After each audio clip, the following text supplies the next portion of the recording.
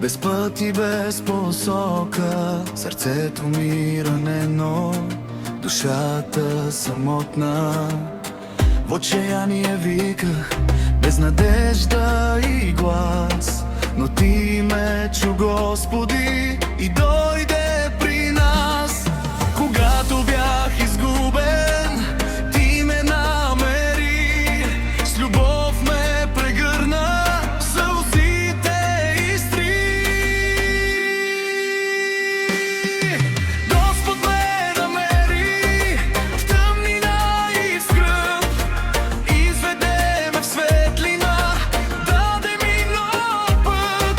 Сега съм щастлив в Твоето присъствие, живея в мир, в вяра и в истина. Ти си мой Бог, моя надежда и сила.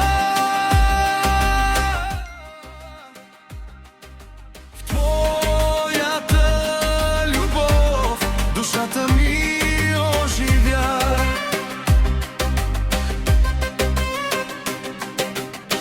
Тежък беше товарът, който носех сам, но Ти ми даде покой и нов живот дай.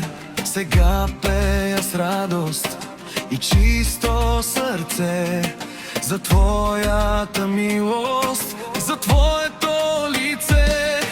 От пепел ме вдигна, от страх ме спаси.